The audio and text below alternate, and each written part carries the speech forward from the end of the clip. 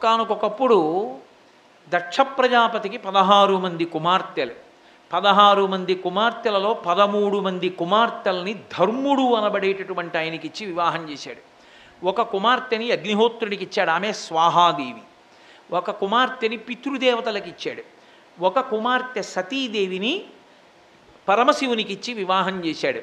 అయితే మీరు ఇక్కడ ఒక విషయాన్ని గమనించవలసి ఉంటుంది.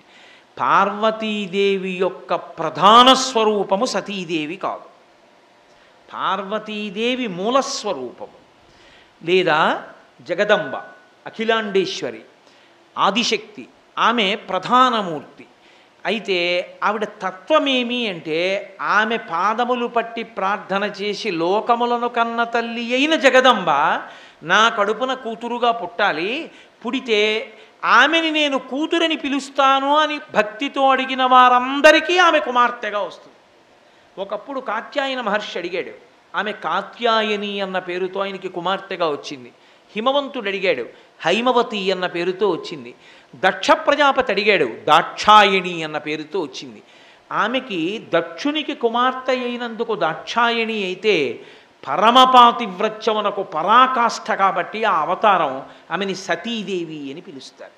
ఆ తల్లి సతీదేవిగా పరమశివుని అనువర్తించి ఆయనకి ఇల్లాలిగా ఉంది ఆ అవతారంలో.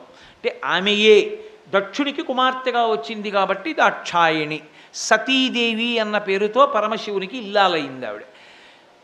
ఇది జరుగుతోంది. ఒకానొకప్పుడు బ్రహ్మవేత్తలందరూ కలిసి ఒక దీర్ఘకాలము కొనసాగేటటువంటి యాగాన్ని నిర్వహిస్తున్నారు.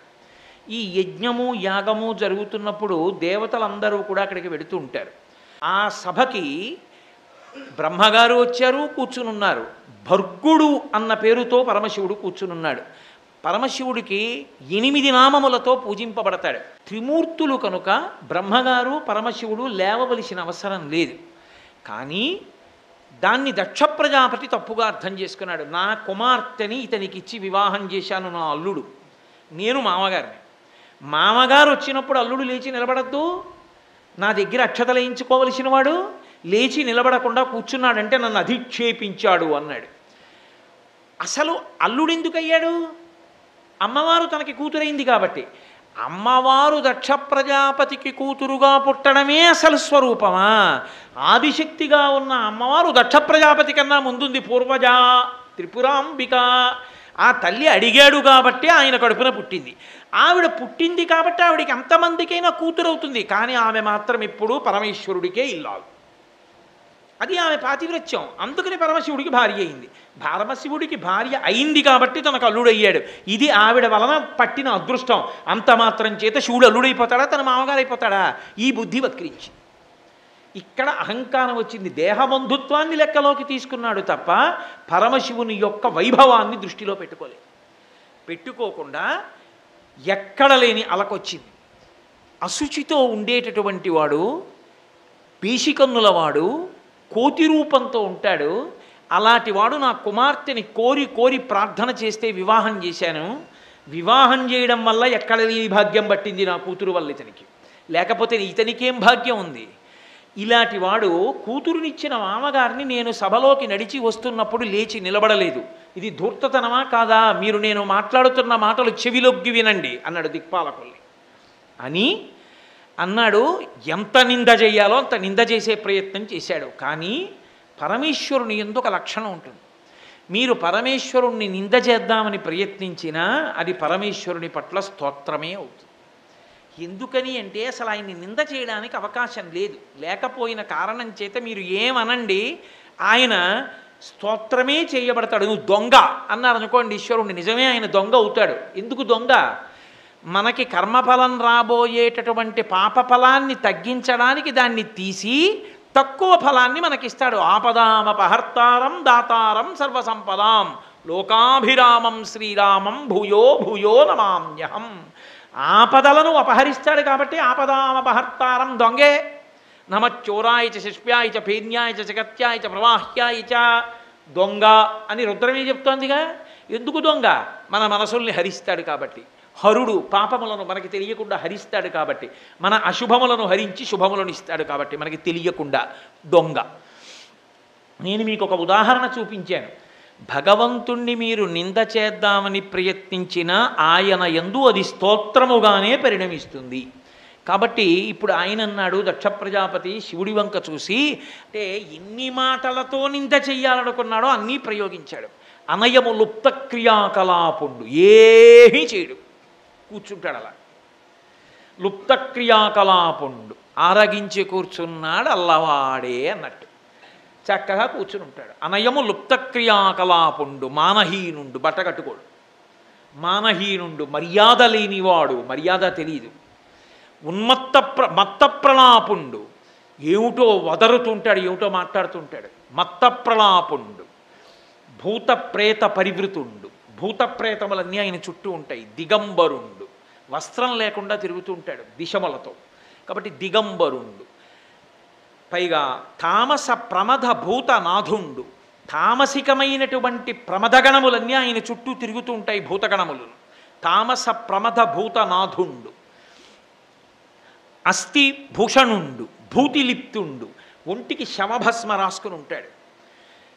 దానికి తోడు అస్థిభూషణుండు, పుర్రెలమాల ఎముకలమాల మెళ్ళో వేసుకుంటాడు. ఇవన్నీ చాలవన్నట్లు ఉగ్ర పరేత భూ నికేతనుండు, శ్మశానంలో తిరుగాడుతుంటాడు. ఉగ్ర పరేత భూ నికేతనుండు, నష్ట శౌచుండు. ఇంకా అటువంటి వాడికి శౌచం ఎక్కడుంది? కాబట్టి శౌచం లేదు. అన్నిటినీ మించి వితత స్రస్త కేశుండు, జుత్తు ఎప్పుడు దువ్వుకోడి ఇలా విప్పేసుకుని ఉంటాడు, లేదా ఓ జటాజూటం ఇలా ముడేసుకుని ఉంటాడు. వితత స్రస్త కేశుండు. దుష్ట హృదయుండు, మంచి హృదయం కాదు దుష్ట హృదయం. దుష్ట హృదయుండు. ఉన్మత్తనాథుండు, ఉన్మత్తులు అంటే పిచ్చివాళ్ళు, పిచ్చివాళ్ళకందరికీ నాయకుడు, పెద్ద పిచ్చాడు. ఇలాంటి వాడికి శివుడు ఏమిటి? శివుడు అంటే మంగళప్రదుడు, శివుడు అంటే శుభాలిచ్చేవాడు. అసలు ఇతని దగ్గర ఏముంది శుభమైన గుణం? ఒక్కట్లేదు. ఒక్క మంచి గుణం లేని ఇతనికి శివుడును ప్రమాదం ఎట్లు కలిగే? ఎవరయ్యా ఇతన్ని శివుడు అన్నవాడు? ఇతను శివుడే కాదు అంటే అని పరమశివుడు అలాగే నవ్వుతూ కూర్చున్నాడు. కానీ ఇది మీకు వినడానికి శ్రీశైల క్షేత్రంలో సోమవారం ప్రదోష వేళ ఇదేం ఉపన్యాసం రాయినా, ఈ పద్యం ఎక్కడ దొరికింది, ఈ ఉపన్యాసం ఏమిటి అని మీకు అనిపిస్తోందని నాకు తెలుసు. మీరు కంగారు పడకూడదనే నేను మీతో ముందు ఒక మాట అన్నాను. పరమేశ్వరుణ్ణి నింద చేసే ప్రయత్నం చేసినా స్తోత్రమే అవుతుంది అని. అనయము లుప్త క్రియాకలాపుండు, ఆయన ఏ పని చెయ్యడు. అన్ని పనులు చెయ్యవలసిన అవసరం ఎవరికి ఉంది?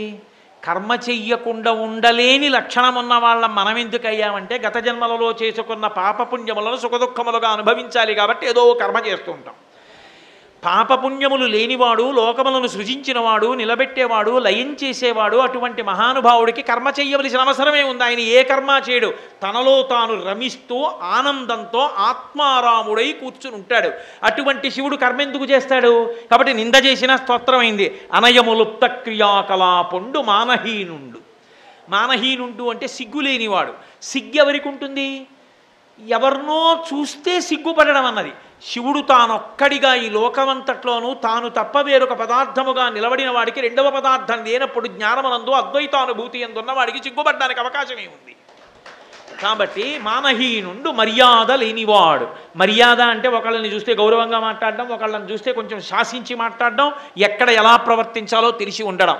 అసలు ఆయన ఒకరికి గౌరవం ఇవ్వడానికి ఆయన కన్నా గౌరవనీయుడు లోకంలో ఎవడున్నాడు కనుక ఎవరిని ఆయన గౌరవించాలి. కాబట్టి మర్యాద అన్నమాట శివుడికి ఎందుకు అన్వయం అవుతుంది? మర్యాద లేనివాడు, తామస ప్రమదభూతనాథుండు, ఉన్మత్త ప్రియుండు, ఉన్మత్తనాథుండు. ఇన్ని మాటలు వాడాడుగా, అన్నీ కలిపేసి ఒక మాట చెప్పేస్తాను. చతుర్ముఖ బ్రహ్మగారు ఈ సృష్టిని అంతటినీ చేశాడు. చేసినప్పుడు ఏమైందంటే ఉగ్రమైనటువంటి భూతములు, పిశాచములు ఇవన్నీ కూడా లేచాయి. ఇవన్నీ ఎక్కడ ఉంటాయంటే శ్మశానంలో ఉంటాయి. ఇవన్నీ ఏం చేస్తాయంటే అసుర సంధ్య వేళ దాటిపోతే వాటికి ఆనుకూల్యత, అవి వెళ్ళచ్చు ఊళ్ళోకి. అందుకే విషక్రిములన్నీ సూర్యాస్తమయం తర్వాత లేవాలి అని ఈశ్వర నిర్ణయం. మనుష్యులకు వాటికి ఇబ్బంది రాకూడదు.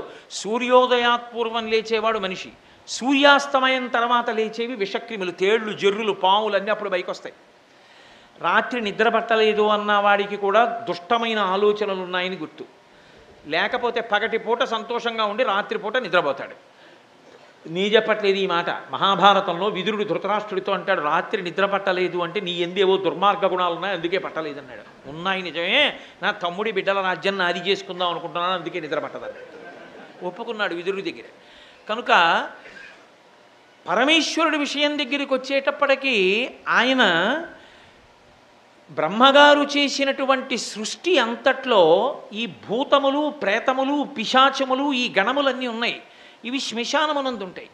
ఇప్పుడు ఈ గణములన్నీ ఊళ్ళోకి వచ్చి పడిపోతున్నాయి. వచ్చి పడిపోయి లోకాలని పాడు చేస్తున్నాయి.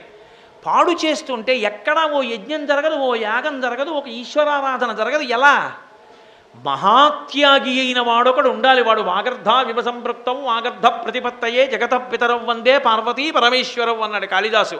ఒక తండ్రికి 11 మంది పిల్లలు పుట్టారనుకోండి, తండ్రి షష్ఠి పూర్తి అవుతోంది. ఒకడు ఐఏఎస్, ఒకడు ఐపీఎస్, ఒకడు ఐఎఫ్ఎస్, ఒకడు ఐఆర్ఎస్, ఓ 2 డాక్టర్లు, ఓ 2 ఎఫ్ఆర్సిఎస్లు, ఓ 2 ఏదో పెద్ద ఇన్కమ్ ట్యాక్స్ ఆఫీసర్లు, ఇంతమంది అయ్యారు. ఒకడు జేబు దొంగ కూడా అయ్యాడు. ఇప్పుడు తండ్రి 10 మందిని పిలిచి 11వ వాడు మా అబ్బాయి కాడండి అనకూడదు, వాడిని పిలవాలి. వాడు కొడుకే తండ్రికి పిలుస్తాడు. కానీ ఒరే అప్రతిష్ఠ సుమా, ఇక్కడ నువ్వేం చేయకే, నా షష్ఠి పూర్తి అయిపోయే వరకు అని చెప్పుకుంటాడు. నేను ఇచ్చి పంపిస్తాను నీకు కానుకని లోపలికి తీసుకెళ్ళి చెప్పుకుంటాడు తండ్రి కాబట్టి. లోకానికి తల్లిదండ్రులు పార్వతీ పరమేశ్వరులైతే భూత ప్రేత పిశాచాదులన్నీ ఎవరికి పిల్లలు? మహాభక్తులు ఒక్కళ్ళేనా పిల్లలంటడానికి లేదు, అందరూ ఆయన పిల్లలే. కాబట్టి ఇప్పుడు మంచి పిల్లలు పాడవకుండా చెడ్ల పిల్లలను ఆపాలి, వాళ్ళు అల్లరి చేయకుండా. అందుకని శ్మశానంలోంచి వాళ్ళు వచ్చి ఓళ్ళల్లో పడిపోకుండా చూడాలి. పడిపోకుండా చూడాలంటే బ్రహ్మగారి శివుడి దగ్గరికి వెళ్ళారు. ఈ లోకం అంతా నీ బిడ్డలు, వాళ్ళు అల్లరి చేస్తున్నారు, ఊళ్ళోకి వచ్చి భక్తితో ఉందామన్న వాళ్ళని ఉండనివ్వట్లేదు, నువ్వేం చేస్తావు ఇప్పుడు ఉపకారం చేయడానికి అని అడిగారు. అంటే పరమశివుడు అన్నాడు, నేను వెళ్ళి శ్మశానంలో కూర్చుంటాను రాత్రిళ్ళు. ఎందుకు నువ్వు కూర్చోడం అంటే, పరమశివుడు కూడా శ్మశానానికి వెళ్ళి అక్కడ నృత్యం చేస్తాడు. అక్కడ నృత్యం చేస్తే ఈ భూతప్రేత పిశాచాలకన్నిటికీ సంతోషం. అక్కడ కూర్చుని శివతాండవం చూస్తూ కూర్చుంటే తెల్లవారే సమయానికి ఆయన ఆపుతాడు. సూర్యోదయం అయిందిరా, మనం ఊళ్ళో వెళ్ళడానికి లేదురా, రాత్రంతా నృత్యం చేస్తూ ఉండిపోయామని మళ్ళీ కూర్చుంటాయి. అప్పుడు ఎవరు ఉద్ధరింపబడ్డారు? మనం. అందువల్ల మనం పూజలు పునస్కారాలు చేసుకోగలిగాం. ఈ ప్రశ్న ఎవరు అడిగారో తెలుసా? అనుశాసనిక పర్వంలో పార్వతీదేవి అడిగింది మహాభారతంలో పరమశివుణ్ణి, ఏమయ్యా లోకాలని కన్న తండ్రివే, బంగారు కొండ చేతిలో ఉన్నవాడివే, కుబేరుడు పక్కన చెయ్యి కట్టుకు నిలబడతాడే, నీ విభూతి చేత మహదైశ్వర్యములను సృజించగలిగిన వాడివే, ఏ కర్మకాలి శ్మశానంలో ఉంటావయ్యా, ఎందుకున్నావు అని అడిగింది. పార్వతి, నా కర్మ కాలి కాదు, నాకు చేత కాక కాదు, నాకు 100 గజాల స్థలం లేక కాదు, ఈ సమస్త భూమండలము నాది, అన్ని బ్రహ్మాండములు నావి. ఎందుకున్నానో తెలుసా? 2 కారణములకున్నాను. నా అంతవాణ్ణి నేను తెల్లగా ఉంటాను, పొడుగ్గా ఉంటాను, నాకు ఇంత పాండిత్యం వచ్చు, నాకు ఇన్ని ఉపన్యాసాలు చెప్పాను, ఇంత బాగా నటించాను, ఇంత ఐశ్వర్యం ఉంది, ఇంత పెద్ద ఉద్యోగస్తుడిని, ఇంత అధికారిని, ఇన్ని చెప్పుకున్నవాడి ఊపిరి వెళ్ళిపోయాక వాడిని తీసుకొచ్చి కొడుకు కట్టెల్లో పెట్టి అగ్నిహోత్రంలో వ్రేల్చి కపాలం పగిలిపోయాక ఇంటికి వెళ్ళిపోతాడు స్నానం చేసి. అప్పుడు ఆ జీవుడు శరీరంలోంచి పైకి లేచి నించుంటాడు. ఈ చుట్టూ ఉగ్రమైన భూతగణములను చూస్తాడు. నా వారన్నవారెవ్వరు ఉండరు. సూర్యాస్తమయానికి ముందే ప్రేత సంస్కారం అవుతుంది కాబట్టి తిరిగి తన ఇంటికి వెళ్ళలేడు. ఆ శరీరంతో ఇక పంపరు బయటికి. కాబట్టి పగలున్నంతసేపు అక్కడే ఉండాలి. అవన్నీ చూసి హడిలిపోతాడు.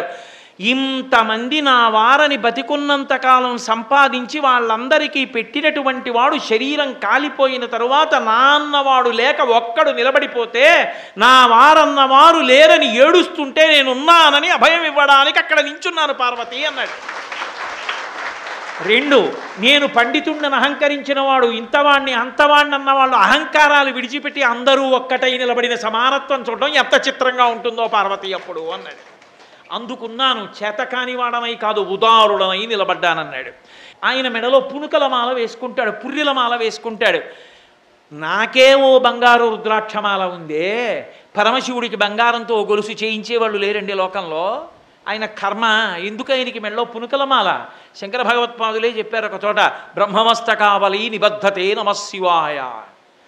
ఆయన ఈ సృష్టినంతటినీ ప్రారంభం చేసేటప్పుడు చతుర్ముఖ బ్రహ్మగారిని సృజించి వేదాలను ఇచ్చాడు. ఇచ్చి నువ్వు లోకాలని సృష్టి చెయ్యి అన్నాడు. బ్రహ్మగారు సృష్టి అంతా చేసి మొట్టమొదట ఆయు ప్రమాణం చేత త్రిమూర్తులలో పడిపోయే లక్షణం ఉన్నవాడు బ్రహ్మగారు, అందుకని పడిపోతుంటాడు. శరీరం పడిపోయినప్పుడు అయ్యో పాపం నేను చెప్తే లోకాల్ని సృష్టించిన చతుర్ముఖ బ్రహ్మగారి పుర్రె కూడా ఇలా నేల మీద పడి ఉండడమే బాగుండదని ఒక తడప తెచ్చి ఆ పుర్రె గుచ్చి తన మెళ్ళో వేసుకున్నాడు గౌరవానికి. ఇప్పుడు ఆ పుర్రెల మాల చాలా పెద్దదైపోయింది. అంటే ఇంతమంది బ్రహ్మలు వచ్చారు, ఇన్ని కల్పాలు వచ్చాయి, ఇన్ని మాటలు యుగాలు వచ్చాయి, ఇంత సృష్టి జరిగింది, ఇన్ని లయమైపోయాయి. ఆయన ఒక్కడే ఉండిపోయాడు ఇంతమంది బ్రహ్మల పుర్రెల మాలలతో. అంటే అంతటి శాశ్వతుడు. అంతేకాని చేతకాక పుర్రెల మాల వేసుకున్నవాడు కాదు. ఆయన శవభస్మ రాసుకుంటాడు. నిజమే, మీరు ఉజ్జయిన్ వెడితే తెల్లవారుజామున ఇప్పటికీ కూడా శవభస్మాభిషేకము అని జరుగుతుంది. కాపాలికులు నల్ల కంబళి కట్టుకుని మూట కట్టి తీసుకొస్తారు. అప్పుడే కాలిన శవం తాలూకా భస్మ. ఆడవారికి దాన్ని చూడవద్దంటారు, తల నుంచి గుడ్డ వేసేసుకొని కళ్ళు మూసేసుకోండి అంటారు. ఒక్క పురుషులే చూస్తారు. ఆ భస్మ మూట కట్టి శివలింగం మీద పెట్టి కొడతారు. కొడితే శవభస్మంతా అభిషేకంగా పడుతుంది. ఆ రజను అల్లుకుంటుంది కూడా అంతటా. ఆ తర్వాత అక్కడే శివలింగానికి అభిషేకం చేసేసి ఆ బూది అంతా తీసేస్తారు. ఎందుకు ఆయనకి అలా అభిషేకం అంటే, ఓరి పిచ్చివాడా, నేను నేను నేను అని నువ్వు చెప్పినటువంటి ఈ శరీరము తుట్టతుదకు ఏమైపోతుందో తెలుసా? గుప్పెడు బూడిదైపోతుంది. నా తండ్రి అని కాలు తగిలితే క్షమించమని నమస్కరించిన కొడుకు తండ్రి శవాన్ని కాల్చిన తరువాత వచ్చిన బూది పిడతలో పెట్టి శ్మశానపు లాకర్లో పెట్టి ఇంటికి వస్తాడు. కాశీ పట్టుకెళ్ళి గంగలో కలపడానికి ఇంటి బయట గోడవతల పెట్టి పెట్టె సర్దుకుని వెళ్ళిపోతూ పిడత తీసి సంచిలో పెట్టుకుని కాశీ వెళ్ళి గంగలో కలుపుతాడు. నీది అని నువ్వు అనుకున్న ఈ శరీరము కూడా తుట్టతుదకు బూదిగా మారిపోతోంది. ఆ బూదిని కూడా పుచ్చుకునేవాణ్ణి నేను ఒక్కడినే. కాబట్టి నువ్వు జీవించి ఉండగానే నీ భావములను నా వైపు తిప్పితే, నీ పుర్రెలో నన్ను ఉంచుకుంటే, అందుకే మహాకపాలేశ్వరుడయ్యాడు. నీ కపాలమునందు నన్ను ఉంచుకుంటే నీవు శాశ్వతుడవుతావు. ఏదైనా బూది కావాలి, బూది ఏమవుతుంది? ఇంకేమవదు. బూదిగానే ఉండిపోతుంది. అంతే, శాశ్వతత్వాన్ని పొందుతుంది. నువ్వు కూడా అటువంటి శాశ్వతుడవుతావు, నా యందు కలిసిపోతావని చెప్పడానికి బూది అలదుకుని ఉంటాడు. కాదు, విభూతి అంటే మహదైశ్వర్యము అని అమరకోశం. ఈ సృష్టి అంతా బూది అయిపోయిన తర్వాత పునఃసృష్టికి సంబంధించిన కణములతో కూడిన బూదిని తన ఒంటికి రాసుకుని ఉంచుకుంటాడు. అందులోంచే మళ్ళీ పునఃసృష్టి చేస్తాడు ఆయన. కాబట్టి అటువంటి శివతత్వం అది. కాబట్టి పైకి నిందలా కనపడుతోంది దక్ష ప్రజాపతిది. ఆయన నింద చేసినా ఆయనకు అన్వయం అవ్వదు శివుడికి. ఎందుకని? ఆయన స్వరూపం అటువంటిది, అందుకున్నది స్తోత్రమై కూర్చుంది. ఇన్ని చెప్పి కోపం వచ్చి ఇక పరమశివునికి యాగమునందు హవిర్భాగములు ఉండకుండుగాక శపించి వెళ్ళిపోయాడు. ఆయన నవ్వుతూ కూర్చున్నాడు. ఆయన ద్వంద్వములు ఉండవు. ఆయన మహాజ్ఞాని. శంకరుడంటే రాశీభూతమైన జ్ఞానం. పసిపిల్లవాడు మనవడొచ్చి తాతగారి దగ్గర నిలబడి కాలెత్తి తంతూ ఉంటాడు తాతగారిని. ఆయన కనపడితే సాష్టాంగ నమస్కారం చేద్దామని కొన్ని వందల మంది ఎదురు చూస్తుంటారు. అటువంటి తాతగారికి మనవడై పుట్టి తాతగారి దగ్గర నిలబడి కాలెత్తి తాతగారిని తంతూ ఉంటాడు. తాతగారు కూడా చూసి తన్నకరా అని కాలు పట్టుకుంటాడు. పట్టుకుని కూర్చోబెట్టుకుని వాడు ఇంకా కాలు ఊపి తంతుంటే రెండు కాళ్ళు ఇలా పట్టు కూర్చుంటాడు. అంటే ఇప్పుడు తాతగారిని మనవడ అవమానించాడని మీరు అనుకుంటున్నారా? మనవని తెలివి తక్కువతనం, పరిణతి లేనితనం. కాబట్టి తాత దగ్గరికి వచ్చి మనవడు కాలుతో తన్నినా తాత నవ్వుతాడంతే. బా తప్పు తన్నకరా, అల్లరి చేయకో, కూర్చోబెట్టుకుని ఆ రెండు కాళ్ళు ఇలా పట్టుకుంటాడు. మనవడి కాళ్ళు పట్టుకున్నాడని తాత గౌరవం తగ్గిపోయిందా? మనవడి అమాయకత్వం, తెలియనితనం, పరిణతి రాహిత్యం. కాబట్టి మన్నించాడు. దక్ష ప్రజాపతి మనవడి లాంటి వాడు శివుడికి, పరిణతి లేని. దానికి పరమశివుడు కుంగిపోతాడా, బెంగెట్టుకుపోతాడా? నవ్వుతూ కూర్చున్నాడు. అది ఆయన తత్వం, అది ఆయన మర్యాద. కాబట్టి ఆయన అలా కూర్చున్నాడు. కానీ అంతేవాసిత్వం అని ఒకటి ఉంటుంది. అక్కర్లేని అల్లరపడేవాళ్ళు వాళ్ళే. శివుడి పనుపున నందీశ్వరుడు శివుడికి వ్యతిరేకంగా భృగువు పెద్ద అల్లరి చేసి పరస్పర శాపాలు ఇచ్చుకున్నారు. అయిపోయింది. పరమశివుడు ప్రశాంతంగా ఇంటికి వెళ్ళిపోయాడు. ఇంటికి వెళ్ళిపోగానే తప్పకుండా ఏం చెప్పాలి? మీ నాన్నగారు ఇవాళ ఏం చేశారో తెలుసా అనాలి. ఎందుకంటే ఏమైనా కోపం వచ్చిందనుకోండి మీ నాన్నగారు అంటాడు. మనీ ఆర్డర్ పంపాడు అనుకోండి మా మామగారు పంపించాడంటాడు కదా. అందుకని మీ నాన్నగారు ఏం చేశాడో తెలుసా పార్వతి అనాలి, దాక్షాయణి అనాలి. ఆయన ఏమీ అనలేదు, అసలు ఆయన ఏమీ చెప్పలేదు. ఆయన ఎప్పుడూ ఎలా ఉంటాడో అలాగే ఉన్నాడు. అందుకని అసలు ఆవిడికి తెలుసుకునే అవకాశం కలగలేదు. అంత మాత్రం చేత ఆవిడ తెలియనిది కాదు, సర్వజ్ఞ. ఆవిడ తెలుసుకున్న దానిలా లేదు, ఆయన తెలియ చెప్పవలసిన వాడిలా లేడు. ఇద్దరూ ఒక్కలా ఉన్నారు, అంతటి నిర్వికారుడు. కాలం గడిచిపోయింది. చిత్రం ఏమిటంటే కోపం శేషేన పూరయేత్తని ఒక సామెత. కోపం దహించేస్తే ఏమవుతుందంటే అవతలవాడు మనం కోపంతో తిట్టినా ఏం అనలేదనుకోండి, యువతలవాడికి కోపం ఎక్కువైపోతుంది. అంటే పశువా ఏంటి అంత తిట్టినా ఏమన్నా అని వీడు పీక్కుపోతాడు. వాడు పుచ్చుకోలేదనుకోండి, వాడు అలా నవ్వుతూ కూర్చుంటాడు. మీరు నాకు పంచెల చాపు ఇచ్చారనుకోండి, నేను పుచ్చుకోనండి అన్నాను అనుకోండి, అది నాది అవుతుందా? అవదు. మీరు నన్ను తిట్టారనుకోండి, అంటే నన్ను తిట్టమని కాదు నా ఉద్దేశం, మీరు తిట్టారనుకోండి, నేను పుచ్చుకోలేదండి అని నవ్వుతూ కూర్చున్నాను అనుకోండి, నన్ను ఎందుకు స్పృశిస్తుంది? అది నా మనసును ఎందుకు కదుపుతుంది? నేను పుచ్చుకుంటే నా మనసుని తగిలి కదుపుతుంది.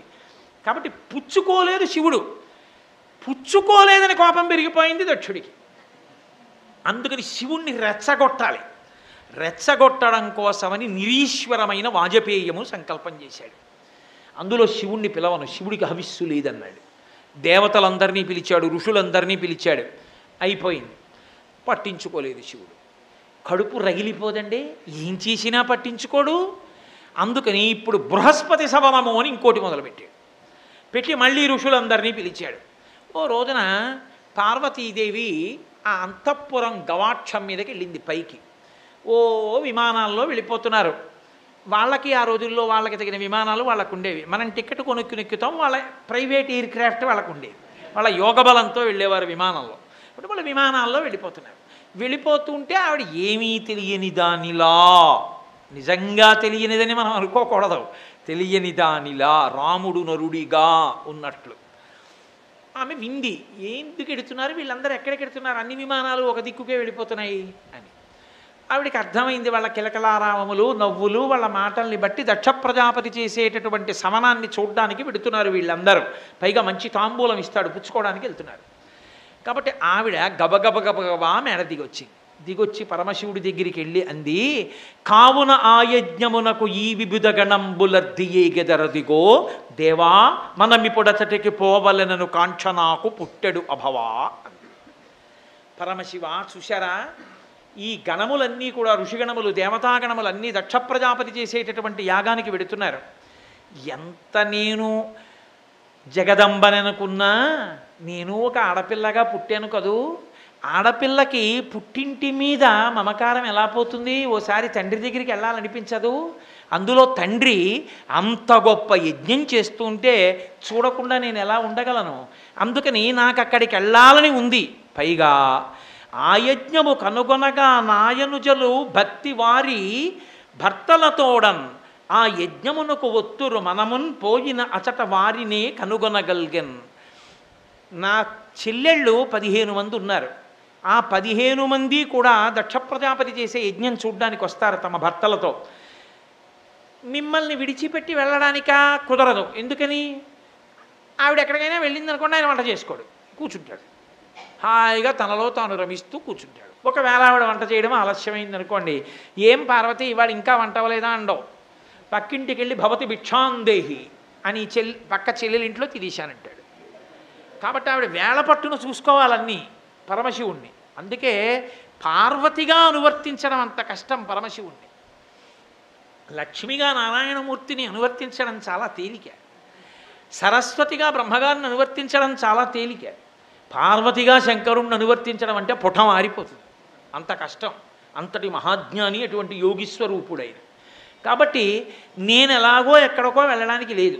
కనీసం ఆ యజ్ఞానికి వెడితే మా చెల్లెళ్ళని మరుదుల్ని అందరినీ చూడొచ్చుగా, ఒక్కసారి వెళ్ళొద్దామండి అంటే పరమశివుడు చూశాడు. చూసి ఆయన అన్నాడు, పార్వతి వెళ్ళకూడదని కాదు, వెళ్ళవచ్చు, తప్పేం లేదు. కానీ కొంతమంది యందు పరమేశ్వరుడిచ్చినటువంటి విభూతి ప్రసరణము లోకోపకారమునకు పనికొస్తుంది. కొంతమంది యందు పరమేశ్వరుడిచ్చిన విభూతి ప్రసరణము అహంకారమునకు ఆత్మ వినాశనమునకు పనికొస్తుంది. నీ తండ్రి అటువంటి వాడు. బ్రహ్మగారు ప్రజాపతుల మండలికి ఆధ్యక్షమిచ్చిన కారణం చేత అహంకారంతో ఉన్నాడు. అటువంటి బంధువుల ఇంటికి మనం వెడితే వాళ్ళు అవమానిస్తారు, వాళ్ళు ఏమి చెయ్యక్కర్లేదు, వాళ్ళు ఏం మాట్లాడక్కర్లేదు. కుటిల బుద్ధులైన కుజనుల ఇండ్లకు ఆర్యులేగవారనాదరమున బొమలు ముడులు వేయిచి భూరిరోషాక్షులై చుతురదియుగాక సుధతి వినుము. ఓ పార్వతి విను, మన బంధువులు కదా అని మనం వాళ్ళ ఇంటికి వెళ్ళినప్పుడు వాళ్ళు ఇలా తలుపు తీసి కుటిల బుద్ధులైన కుజనుల ఇండ్లకు ఆర్యులేగా వారనాదరమున అనాదరంతో బొమలు ముడులు వేయిచి తలుపులు తీసి వచ్చారా అనరు. ఇలా చూసి బొమలు ముడులు వేయిచి భూరిరోషాక్షులై ఇలా కోపంగా చూసి రండి అనకుండా వెళ్ళిపోతారు లోపలికి. వెళ్ళిపోయి వాళ్ళ పని వాళ్ళు చేసుకుంటారు. మనం వెళ్ళి ఆ గదిలో కూర్చోవాలి, మనమే పలకరించడానికి వెళ్ళాలి. వెళ్ళి మనం వాళ్ళని పలకరించి స్నానం చేయాలి. పలహారం చేస్తావా అని అడిగేవాళ్ళు ఎవరుండరు. మీకు అమర్యాద ఎక్కడుంటుంది? ఆయనకి పెట్టాలి పలహారం మీ పుట్టింటికి వెళ్ళాక. ఎంత ఇబ్బందిగా ఉంటుంది అప్పుడు. కాబట్టి నువ్వు ఇబ్బంది పడిపోతావు పార్వతి. కుటిల బుద్ధులైన కుజనుల ఇండ్లకు ఆర్యులేగవారనాదరమున భూరిరోషాక్షులై బొమలు మొడులు వేయిచి భూరిరోషాక్షులై అసలు మాట కూడా మాట్లాడరు. కాబట్టి వద్దు, నా మాట విను. దక్ష ప్రజాపతి అహంకారంతో విన్నాడు. పైగా విను, ముత్కృష్టుండకు దక్షుని తనూభవలలో ప్రియసుతవైనను నా సంబంధముచే పూజ బడయ జాలవు తరుణి. దక్షుడికి నువ్వంటే ఇష్టం, దక్షుడి యొక్క కుమార్తెలందరిలో దక్షుడికి నువ్వంటే చాలా ప్రీతి. కానీ ఇవాళ నువ్వు నా భార్యవి, అందుకు ఆయన ఇష్టపడడం. నిన్ను చూస్తే నేను గుర్తొస్తాను, నేను గుర్తొచ్చాను కాబట్టి నిన్ను ఆదరించాడు తండ్రిగా. అప్పుడు నువ్వు చాలా బాధపడిపోతావు పార్వతి, అందుకని వద్దంటున్నాను. కాబట్టి వెళ్ళకూడదు, కాబట్టి వద్దు అంటే పార్వతీదేవి అంది, మా నాన్నగారు వచ్చి పిలవలేదు, మన్ని పిలవలేదు కాబట్టి మా నాన్నగారికి మనసులో ఏదో కోపం ఉంది మన మీద, అందుకని మనం వెడితే అవమానిస్తారని కదా మీరు అంటున్నారు. కానీ లోకంలో ఇంకో ధర్మం కూడా ఉందిగా. అనయము పిలువక యుండం చన అనుచితం అందువేని జనక గురు సుహృద్ జననాయక గేహములకు చనుచుందురు పిలువకున్న సజ్జనులధిపా. లోకంలో పిలవకపోయినా వెళ్ళవలసిన ఇళ్ళు 4 ఉన్నాయి శుభకార్యాలకి. అవి జనక, తండ్రి గారు పిలవలేదు అని పట్టించుకుని ఉండకూడదు. తండ్రి పిలిచినా పిలవకపోయినా శుభకార్యం చేస్తున్నప్పుడు బిడ్డలు వెళ్ళాలి. జనకుని తర్వాత అంత గొప్పవాడు అథవా జనకుని కన్నా గొప్పవాడు గురువు. గురువు గారి ఇంట్లో శుభకార్యం జరుగుతుంటే మమ్మల్ని పిలవలేదంటే నాకూడదు, వెళ్ళాలి. కాబట్టి జనక గురు సుహృత్. సుహృత్ అంటే మంచి మిత్రుడు, చాలా మంచి మిత్రుడు. ఆయన్ని చూస్తే ఈయన ఎంతో సంతోషిస్తాడు. అటువంటి సుహృత్ మంచి మిత్రుడు పిలవలేదని వెళ్లకుండా ఉండకూడదు, ఆ మిత్రుడి ఇంటికి వెళ్ళాలి. జననాయక, రాజ్యాన్ని పరిపాలించే రాజు ఉత్సవం చేస్తుంటే మమ్మల్ని పిలవలేదని ప్రజలు ఆగకూడదు, వెళ్ళాలి. కాబట్టి జనక గురు సుహృత్ జననాయక గేహములకు చనుచుందురు పిలువకున్న సజ్జనులధిపా. మంచివాళ్ళైతే పెడతారు. కాబట్టి మా నాన్నగారు పిలవలేదు నేను వెళ్ళొద్దంటామేమిటి, వెళ్ళాలిగా అందావిడ. అంటే పరమశివుడు అన్నాడు, ఇంతకాలం ఎందుకు అని నీతో చెప్పలేదు. నేనేదో ఊహాజనితంగా పిలవలేదు కాబట్టి మీ నాన్నగారు మనం వెళ్ళకూడదని చెప్పట్లేదు పార్వతి. మీ నాన్నగారు ఇతపూర్వం నాతో పెద్ద కయ్యమాడాడు అని పూర్వం జరిగిన కథ అంతా చెప్పాడు. నన్ను నింద చేశాడు, అందుకే నిరీశ్వర యాగం చేస్తున్నాడు. కాబట్టి వెళ్ళవద్దు అంటే ఆవిడంది కాదు, నేను వెళ్ళవలసింది. అది నా పుట్టిల్లు, నా తండ్రి. అటువంటి మహానుభావుడు అంత యజ్ఞం చేస్తుంటే నేను వెళ్ళకపోతే ఎలా, కాబట్టి తప్పకుండా వెడతాను అని లోకములను కన్న తండ్రి ఎవరికన్నా గొప్పవాడు లేడో, ఎవడు తన శరీరములో సగభాగం ఆమెకి ఇచ్చాడో ఆయన మాట కాదని ఆమె వెళ్ళింది అన్నారు వ్యాసుల వారు, పోతన గారు. ఇది మనకి చాలా ఆశ్చర్యంగా ఉంటుంది. ఏమిటండి ఇది? నిత్యాయ త్రిగుణాత్మనే పురజితే కాత్యాయని శ్రేయసే సత్యాయ అద్య కుటుంబిని అని కదా శంకర భగవత్పాదులు. అంతటి మహాపతివ్రత కదా, అంత జగములను కన్న తల్లి కదా, అంతటి జగదంబే. అటువంటి తల్లి శివుడు వద్దు వద్దు వద్దు వద్దంటున్నా వెళ్ళడం ఏమిటి అని అనుమానం వస్తుంది. లోకమునకంతటికీ తండ్రి పరమేశ్వరుడు. పరమేశ్వరుని మాట తప్పారనుకోండి పిల్లలు, ఇప్పుడు పిల్లల లోకంలో పరమశివుని యొక్క గౌరవం నిలబడేటట్టుగా ప్రవర్తించడానికి ఆమె ఏం చేస్తుందంటే శివుణ్ణి రుద్రుణ్ణి చేస్తుంది. మీరు లోకమర్యాద ఎలా ఉంటుందో ఈ మొత్తం బ్రహ్మాండ వ్యవహారం కూడా అలాగే ఉంటుంది. భర్తని రుద్రుణ్ణి చేసింది ఎవరు? ఆవిడే. మళ్ళీ రుద్రుణ్ణి శివుణ్ణి చేసింది ఎవరు? ఆవిడే. ఎందుకోసం చేసింది? పిల్లల కోసం చేసింది. లేకపోతే ఆయన శివుడుగానే ఉంటాడు. వీళ్ళు ఇలాగే దారి తప్పి నిరీశ్వర యాగాలు మొదలు పెడతారు. ఇక ఇది తప్పించాలి అంటే ఆవిడ శివుణ్ణి రుద్రుణ్ణి చెయ్యాలి. శివుణ్ణి రుద్రుణ్ణి చేయడానికి పథకరచన చెయ్యాలంటే తాను వెళ్ళి శరీరం వదిలిపెట్టాలి. వదిలిపెడితే ఆయన రుద్రుడు అవుతాడు. అందుకు బయలుదేరింది ఆవిడ. ఇప్పుడు లోకానికో దెబ్బ కొడతాడు ఆయన, అందరూ దారిలోకి వస్తారు. రేపు లోకానికి ఉపకారం జరగాలి, మళ్ళీ ఆవిడే చేయిస్తుంది ఉపకారం. కాబట్టి ఇప్పుడు ఆవిడ నేను వెళ్ళి తీరుతానని బయలుదేరింది. అందుకు వెళ్ళింది తప్ప భర్తని తిరస్కరించి వెళ్ళడం ఆమె ఉద్దేశ్యము కాదు. ఆవిడంది, కానీ నాకు వెళ్ళాలని అనిపిస్తోంది అంది. నువ్వు వెళ్ళి రావచ్చు, నువ్వు వెళ్ళవచ్చు అన్నాడు. ఆయన త్రికాలజ్ఞుడు, ఆయనకి తెలియదండి. అనేసరికి తల్లి గబగబా పక్కన పరమశివుడు రావట్లేదు అన్న బాధతోటే బయలుదేరింది. అబ్బో ఏమి వర్ణన చేస్తారో, ఆ కాళ్ళకున్నటువంటి గజ్జెలు మోగుతుండగా పట్టుపుట్టం కట్టుకుని అమ్మవారు బయలుదేరితే వెంటనే శివుడు సైగ చేశాడు. ప్రమథగణాలందరూ అమ్మవారు ఆడుకుంటూ వెళ్ళడానికి పూలబంతులు, మధ్యలో చూసుకోవడానికి అద్దాలు, పెట్లతో బంగారు ఆభరణాలు, చీనాంబరాలు అన్నీ పట్టుకుని అమ్మవారి వెనకాతల ఎందుకైనా మంచిదని రక్షణగా మణిభద్రుడితో కలిసి ప్రమథగణాలు బయలుదేరాయి. అందరూ కలిసి పుట్టింటికి వచ్చారు. వచ్చేటప్పటికి దక్ష ప్రజాపతి ఎదురుగుండా కూర్చునున్నాడు. దక్ష ప్రజాపతి పరివారం అంతా కూర్చునున్నారు. ఆ యాగం దేనికోసం చేస్తున్నాడు? శివుణ్ణి అవమానించడానికే చేస్తున్నాడు. వృషభవాహనం దిగి పార్వతీదేవి ఇంట్లోకి వస్తోంది. ఏ తల్లి అనుగ్రహం ఉంటే పసుపు కుంకాలు నిలబడతాయో, ఏ తల్లి అనుగ్రహం ఉంటే ఐశ్వర్యం వస్తుందో అటువంటి తల్లి నడిచి వస్తోంది తన కూతురై దాక్షాయణి అని పేరు పెట్టుకుని. లేవలేదు, పలకరించలేదు. పలకరించకపోతే పోతనగారు అంటారు, ఆ తల్లి ఇంత కష్టపడి వెడితే చనుదించిన యమ్మగువను జననియు సోదరులు తప్ప సభలోని వారెవ్వరు దక్షుని భయము వలన అనయము పలుకరింపరైరి మహాత్మా. కనీసం ఆ దక్ష ప్రజాపతి యొక్క భార్య, అక్క చెల్లెళ్ళు తప్ప, అన్నదమ్ములు తప్ప దక్షుడు ఏమ్మా వచ్చావా అని కూడా అనలేదు. ఇంత ప్రేమగా చూసే తండ్రి అమ్మ నువ్వు వచ్చావా అమ్మ రా అని అనలేదు. ఇది ఇక్కడ భర్తని నిందించాడు. తను వచ్చింది, అమ్మ వచ్చావా అని కూతురు మీద ప్రేమ చూపించలేదు. చాలా బాధపడింది. ఆ తల్లి వచ్చింది, పిన్నులు వచ్చారు, అన్నదమ్ములు వచ్చారు, పలకరించారు.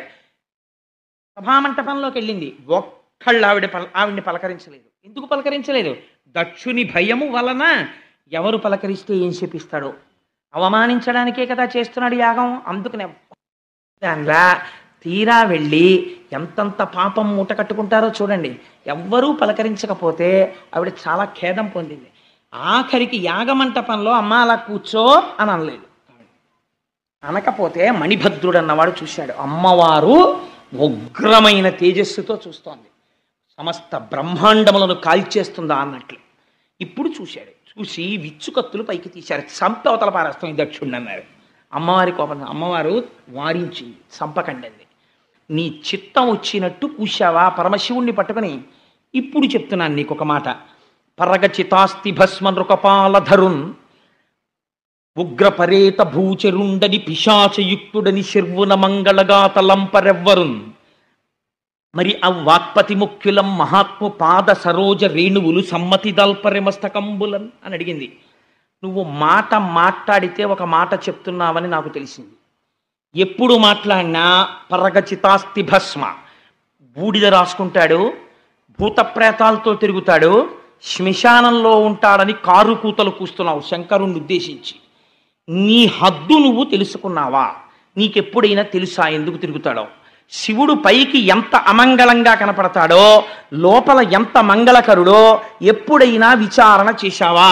ఓరి చేతకాని చవట, శివుడే అంత అమంగళకరుడైతే ఆ వాక్పతి ముఖ్యులం మహాత్ము చరణ సరోజములన్ సమ్మతి దల్పరె మస్తకంబులన్, ఏ చతుర్ముఖ బ్రహ్మ బొటనవేల్లోంచి నువ్వు పుట్టావో ఆ బ్రహ్మగారు పరమశివుడి యొక్క పాదరేణువుల్ని తల మీద చల్లుకుంటున్నాడు నాకు శక్తి రావాలని. బ్రహ్మగారిని చూసేనా నీకు బుద్ధి రాలేదురా? ఇంకా ఎందుకు మాట్లాడుతున్నావు? శంకరుడి గురించి తక్కువ చేసి ఎందుకు మాట్లాడుతున్నావు? శివ అన్న మాట నోటి వెంట వస్తే కొన్ని కోట్ల జన్మలలో చేసినటువంటి మహాపాతకములు దగ్ధమవుతాయి. అటువంటి శివనామాన్ని పట్టుకుని తక్కువ చేసి మాట్లాడతావా? పవి పుష్పంబగు వగ్ని మంచగు నాకూపారంబ భూమిస్థలంబగు శత్రుండతిమిత్రుడు విషము దివ్యాహారమౌ నెన్నగా అవనీ మండలి లోపలం శివ శివేచ్ఛాభాషణోల్లాసకిన్ శివ నీ నామము సర్వవశ్యకరమౌ శ్రీకాళహస్తీశ్వర అంటాడు దూర్జటి. శివనామం చెప్పుకున్న వాడికి లోటు లేదు. పవి పుష్పంబగు, రాయి కూడా పువ్వు అయిపోతుంది, సముద్రము భూమి అయిపోతుంది, వజ్రము పూలదండ అయిపోతుంది. అంతటి అభయంకరుడై ఎవరి నామం చెప్పుకునే లోకాలన్నీ సంతోషపడిపోతున్నాయో అటువంటి మహాత్ముణ్ణి పట్టుకుని అనరాని మాటలంటావా? దాని లోపల ఉన్నటువంటి తత్వాన్ని తెలుసుకునే ప్రయత్నం చెయ్యకుండా నీ చిత్తం వచ్చినట్టు మాట్లాడతావా? పైకి మాంసనేత్రమునకు ఏది కనపడుతోందో అది చూసి దాన్ని బట్టి నువ్వు మాట్లాడడం నేర్చుకున్నావా? ఇలా మాట్లాడవచ్చా? ఆయన ఎంతటి మహానుభావుడో నీకు తెలీదా? తెలిసి కూడా ఇలా కావాలని ఆయన మీద కక్ష పెట్టుకుని మాట్లాడుతున్నావా? రేపు ప్రొద్దున్న నేను తిరిగి నా భర్త దగ్గరికి వెడితే ఆయన నీలాగా కక్ష పెట్టుకునే మనిషి కారు. కానీ ఆయన నన్ను ఎప్పుడైనా అనురాగంతో దాక్షాయణి అని పిలిస్తే నా కడుపు ఉడికిపోతుంది. అంత దుర్మార్గుడైన తండ్రికి కుమార్తెనయ్యాను, ఇంతటి మహాత్ముడికి ఇల్లాలినయ్యానని నీకు కుమార్తెని అన్న విషయం నన్ను ముళ్ళు తొలిచినట్టు తొలుస్తుంది. అందుకని ఇక నీ కుమార్తెగా దాక్షాయణి అన్న పేరుతో నేను ఉండదలుచుకోలేదు. నరుడ జ్ఞానమునన్ భుజించిన జుగుప్సంబైన యన్నంబు సయ్యన వెళ్ళించి పవిత్రుడైన గతి దుష్టాత్ముండవై అయ్యనగు మహాత్ము నిందించిన నీ తనూభవ యనంగానోర్వ హేయభాజనమైన ఈ శరీరమున్ విడిచి భస్వచ్ఛుద్ధి ప్రాపించదన్ అందవిడ. నరుడు మనుష్యుడు చాలా బాగుంది పులుసు అన్నం అనుకుని తినేశాడు కడుపు నిండా. తినేసిన తర్వాత ఇంకొంచెం పులుసు తీసుకుని ఏ మజ్జిగలోనో నంచుకుందామని గరిటెతో ఇలా అన్నాడు. ఓ బల్లి వచ్చింది, అందులోంచి చచ్చిపోయింది. చాలా రుచిగా ఉన్న పులుసు అన్నం తిన్నానని కడుపులో ఉంచుకుంటాడా? చచ్చిపోయిన బల్లి అందులో ఉందని నోట్లో వేలు పెట్టి కక్కేస్తాడా? నరుడు అజ్ఞానమునన్ భుజించిన జుగుప్సంబైన యన్నంబు సయ్యన వెళ్ళించి పవిత్రుడైన గతి. కక్కి పవిత్రుడైనట్టు నువ్వు తపస్సు చేస్తే నీకు కూతురుగా వచ్చాను, నా భర్తని అవమానించావు కాబట్టి నేను ఇక నీ కుమార్తెగా ఉండను. ఈ శరీరంతో ఉన్నంతసేపు నీకు కుమార్తెగా తిరుగుతున్నాను కాబట్టి దాక్షాయణి అంటారు. ఇక నీకు ఆ కీర్తి ఉండకూడదు. అందుకే ఈ శరీరాన్ని విడిచిపెట్టేస్తాను. భాస్వచ్ఛుద్ధి ప్రాపించదన్, యోగాగ్ని యందు ఈ శరీరాన్ని దహించేస్తున్నాను అందావిడ. ఇన్ని మాటలన్నా ఇలా తల తిప్పి కూడా చూడలేదు దక్షుడు. తన యజ్ఞం తాను చేసుకుంటూ హవ్యాన్ని ఇస్తున్నాడు అగ్నిహోత్రానికి. హాహాకారాలు చేశారు అందరూ, ఏమిరా ఈ మూర్ఖుడి ప్రవర్తన అని. తల్లి చూసి ఉత్తర క్షణంలో ఆమె ఆచమనం చేసి ఉత్తరాభిముఖురాలై కూర్చుని పరమశివుడి యొక్క పాదములను మనసులో స్మరిస్తూ యోగాగ్నిని తన శరీరములో రగల్చి ఒక్క క్షణంలో తన శరీరాన్ని భస్మం చేసి కుప్పగా పడిపోయింది. పడిపోగానే అక్కడ ఉండేటటువంటి రుద్రగణాలన్నిటికీ కోపం వచ్చి దక్ష ప్రజాపతి మీద పడ్డాయి. భృగువు పరమశివుడికి కలిగిన ఇబ్బంది చూసి సంతోషించిన వాడై, ఒక్కొక్కడి పైశాచికానందం అలా ఉంటుంది, ఆనందించిన వాడై ఎక్కడో రుభువులు అని ఉత్తమ లోకాల్లో ఉంటారు, వెంటనే ఆభిచార హోమం చేసి అందులోంచి కొన్ని వేల మందిని సృష్టించి రుద్రగణాల మీదకు వదిలిపెట్టాడు. రుద్రగణాలు వాళ్ళ చేతిలో ఓడిపోయి వాళ్ళు ఏడుస్తూ వెళ్ళిపోతున్నారు. నారద మహర్షి వెళ్ళి కైలాసంలో ప్రశాంతంగా కూర్చునున్నాడు పరమశివుడు. ఆయన దగ్గరికి వెళ్ళి చెప్పాడు, అయ్యా ఇంత అవమానం చేశారు నీ భార్యని, అవమానం చేస్తే ఆమె అవమానం తట్టుకోలేక ఇక నీ చేత దాక్షాయణి అని పిలిపించుకోనని ప్రతిజ్ఞ చేసి శరీరం వదిలిపెట్టేసిందన్న. ఇదే ఆవిడికి కావాలి, అందుకే వెళ్ళింది. వెంటనే పరమశివుడు రుద్రుడయ్యాడు. రుద్రుడై కూర్చున్నవాడు కూర్చున్నట్టు ఒక్కసారి లేచాడు. ఆద్యుండుగ్రుడు నీలకంఠుడి ఇభ దైత్యారాతి దష్టోష్టుడై ఆజ్యద్భౌరి మృగేందరోషమున భీమ ప్రక్రియన్ నవ్వుచున్ విద్యుద్వహ్ని శిఖా సముచ్చయరుచిన్ వెల్గొందు చించజ్జటన్ సద్యక్రోధముతోడ పూంచివైచన్ క్షమాచక్ర మధ్యంబునన్. వెంటనే కూర్చున్నవాడు పైకి లేచి ప్రళయకాలంలో చేతిలో పట్టుకున్న త్రిశూలాన్ని గిరగిర తిప్పి దిగ్గజాలన్నింటినీ కూడా దానికి గుచ్చి పైకెత్తి వికటాట్టహాసం చేస్తూ పర్వతములను బ్రద్దలు చేసి సమస్తాన్ని లయం చేసి తనలోకి తీసుకున్నప్పుడు ఎంత రౌద్రాన్ని పొందుతాడో అలా లేచి నిలబడి ఒక్కసారి ఆద్యుండుగ్రుడు నీలకంఠుడి బదైత్యారాతి దష్టోష్టుడై ఆజ్యద్భూరి మృగేంద్ర రోషమున భీమ ప్రక్రియం నవ్వుచున్ ఒక పెద్ద నవ్వు సింహల్ల నోరు తెరిచి నవ్వి విద్యుద్దగ్ని శిఖాసముచ్చయ రుచిన్ వెల్గొందు చించెజ్జటన్ అగ్నిహోత్రం ఇలా పైకొస్తే దాని శిఖ ఎలా మండుతుందో అలా ప్రకాశిస్తున్నటువంటి జటాజూటము నుండి ఒక జటని పైకి పెరికి భూమండలానికి మధ్యలో వేసి కొట్టాడు. కొట్టగానే ఆయన సంకల్పాన్ని అనుసరించి అందులోంచి ఒక బ్రహ్మాండమైన మూర్తి పైకి లేచాడు. అభ్రంలిహాదభ్ర విభ్రమా బ్రభ్రమ కృన్నీల దీర్ఘ శరీరమమర ప్రజ్వల జ్వలన దీప్త జ్వాలిక జ్వాల జజ్వల్యమాన కేశములు మెరయ జండ దిగ్వేదండ శుంఠాబదోర్దండ సహస్రద్యుతిహేతి సంగమొప్ప వీక్షణత్రయలోక వీక్షణద్యుతిలోక నీక్షణసతి దుర్నిరీక్షమగుచు గ్రకచ కఠిన కరాళ దంష్టలు విలుంగ ఘన కపాలాస్తి మలికలు దనర అఖిలలోక భయంకరుండగుచు వీరభద్రుడు దయించ మారట రుద్రుడగుచు. అసలు వీరభద్రజనంలో పోతన గారు ఎంత అనుభవించేశారో, ఆయన ఘంటం ఎలా కదిలిందో, ఎలా వీరభద్రుడు దయించాడని శివమహాపురాణం కూడా ఇంత గొప్పగా చెప్పలేకపోయింది. అంత గొప్ప పద్యం పడిపోయింది పోతన గారికి. అభ్రంలిహాదభ్ర విభ్రమ బ్రభ్రమ కృన్నీల దీర్ఘ శరీరమమర, ఆకాశాన్ని తగిలేటంతటి పెద్ద శరీరంతో మంటలు మండుతున్నాయా అన్నట్టుగా లేచి నిలబడినటువంటి వెంట్రుకలతో, పెద్ద నాలుకతో, ఉగ్రమైన స్వరూపంతో 1000 సింహాలను పూంచినటువంటి రథం మీద కూర్చున్నవాడై ఆవిర్భవించి పైకి లేచాడు. లేచి భయంకరమైనటువంటి ఘన కపాలాస్తి మాలికలు తనరా, పుర్రెల మాలలు ఎముకల దండలు వేసుకొని విభూతి ఒళ్ళంతా రాసుకొని పెద్ద నవ్వు నవ్వుతూ తండ్రి ఏమి ఆజ్ఞ నన్నెందుకు సృజించారని అడిగాడు. అసలు ఆ స్వరూపాన్ని స్మరిస్తే చాలు, పాము కూడా దగ్గరికి రావడానికి వీల్లేదు అన్నారు శైవాగమంలో. అందుకే ఓం నమో భగవతే సదాశివాయ సకలతత్వ విదూరాయ సకల లోకైక కర్త్రే సకల లోకైక హర్త్రే సకల లోకైక సంహర్త్రే సకల లోకైక సాక్షిణే సకల నిగమ గుహ్యాయ సకల లోకైక వరప్రదాయ సకల దురితార్తి భంజనాయ సకల జగద భయంకరాయ శశాంక శేఖరాయ శాశ్వత నిజావాసాయ నిరావాసాయ నిరామయాయ నిరాతంకాయ నిష్కళంకాయ నిష్ప్రపంచాయ నిర్ద్వంద్వాయ నిస్సంగాయ నిర్మమాయ నిర్మలాయ నిర్గుణ విభవాయ నిత్యశుద్ధ బుద్ధ పరిపూర్ణ సచ్చిదానందద్వైత పరమ ప్రకాశాయ పరమశాంత ప్రకాశాయ తేజోరూపాయ తేజోధిపతయే జయ జయ జయ రుద్ర మహారుద్ర మహారౌద్ర వీరభద్రావతార మహాభైరవ కాలభైరవ కపాలమాలాధర ఖట్వాంగ ఖడ్గ చర్మ పరశు పాశంకుచ ఢమరుక మృగశూల చాప బాణ గదాశక్తి బిందివాల తోమల ముసల ముసుండి ముద్గర ప్రాస పరిగ పట్టిస శతగ్ని చక్రాద్యాయుధ భీషణకర సహస్ర దంస్ట్ర కరాళ వేదన వికటాట్టహాస విస్ఫాటిత బ్రహ్మాండ మండల నాగేంద్రహార నాగేంద్ర వలయ నాగేంద్ర చర్మ ధర మృడ మృత్యుంజయ త్రయంబక త్రిపురాంతక విరూపాక్ష విశ్వేశ్వర వృషభవాహన హర అని ప్రార్థన చేసింది శివ కవచం. ఆ స్వరూపం అంత అద్భుతమైనటువంటి స్వరూపం. 1000 సింహములు పూంచినటువంటి రథం ఎక్కాడు. దక్ష ప్రజాపతి నిరీశ్వర యాగం చేశాడు. నీ తల్లి శరీరం విడిచిపెట్టింది, బ్రాహ్మణ తేజస్సు అని శంకించవద్దు, దక్షుణ్ణి సంహరించు, యజ్ఞాన్ని ధ్వంసం చెయ్యాలి. అంతే.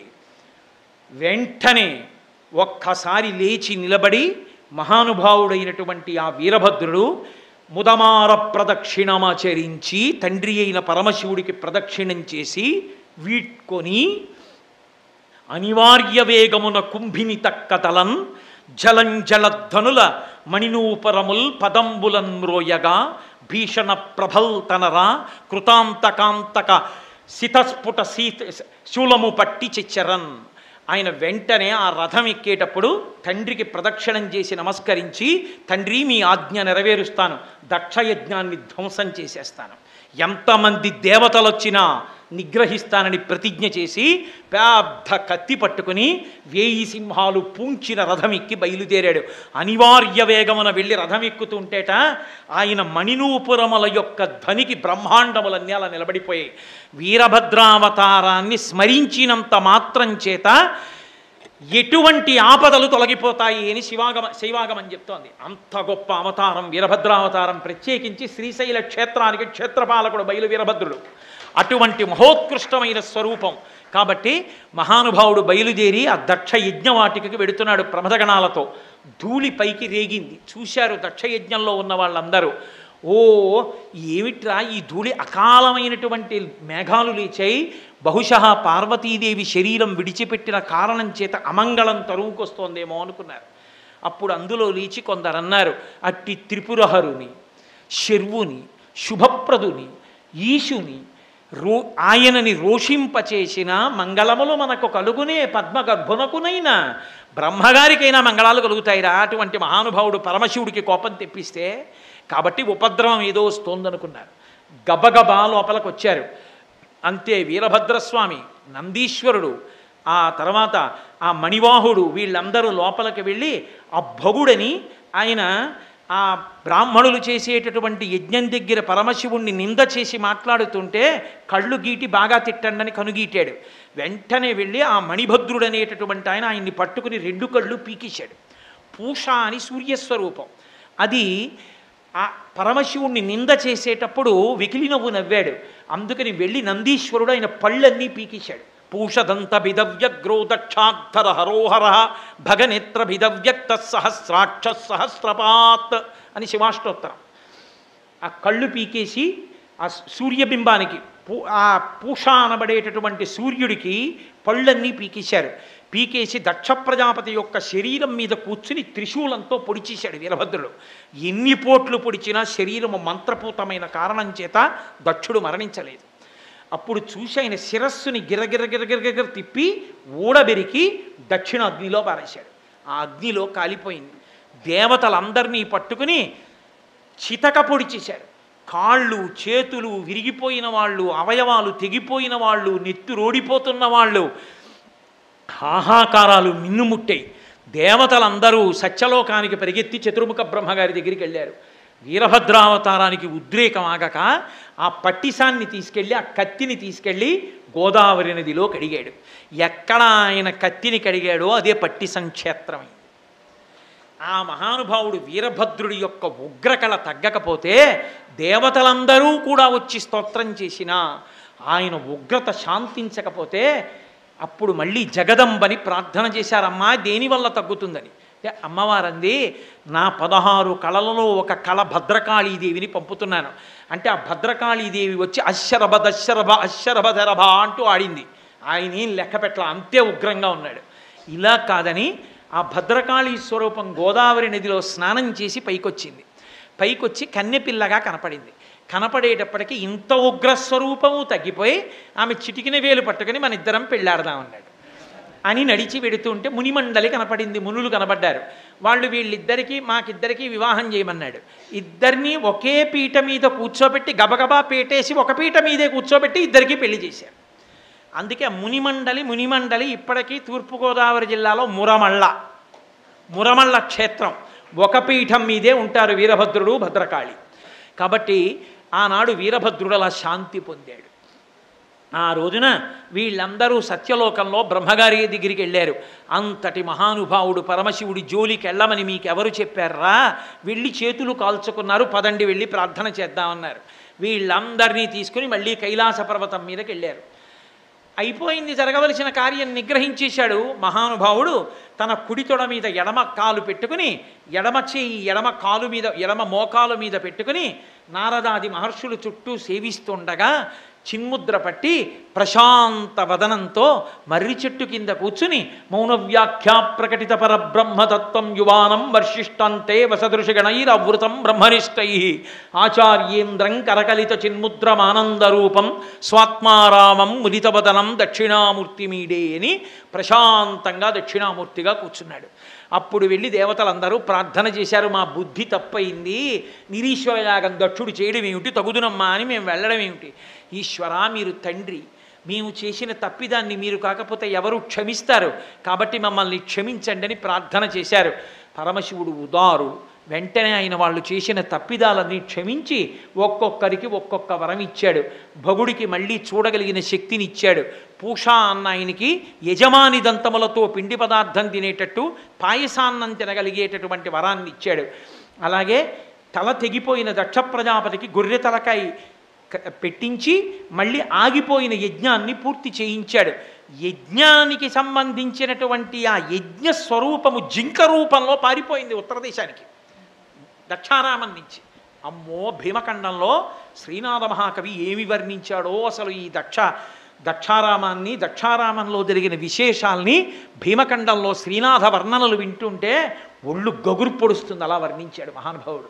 కాబట్టి అప్పుడు అందరూ ఆయన వలన అనుగ్రహం పొందారు. యజ్ఞం పరిసమాప్తమైంది. అయిన తరువాత శ్రీమన్నారాయణుడు సభలోకి వచ్చారు. అందరూ ఆయన్ని స్తోత్రం చేశారు. ఈ శివుని పట్ల అపచారముతో జరుగుతున్నటువంటి యజ్ఞము శుభప్రదముగా పూర్తి కాదని తెలుసు. అందుకే నారాయణుడు సభకి రాలేదు, విష్ణువు. అప్పుడు వచ్చారు. వచ్చిన తరువాత యజ్ఞము చక్కగా పరిపూర్ణమైంది. అయిన తరువాత మంగళవాక్యంతో పూర్తి చెయ్యాలి కాబట్టి ఘట్టాన్ని ఆ తల్లి మళ్ళీ హిమవంతుని కుమార్తెగా పుట్టి హైమవతి అన్న పేరుతో పార్వతీ కళ్యాణం చేయించుకుంది. చక్కగా పార్వతీ కళ్యాణం జరిగింది. అదిగో ఆ పార్వతీ కళ్యాణం జరిగి మళ్ళీ పార్వతీ పరమేశ్వరుడు సశక్తియుతుడయ్యాడు.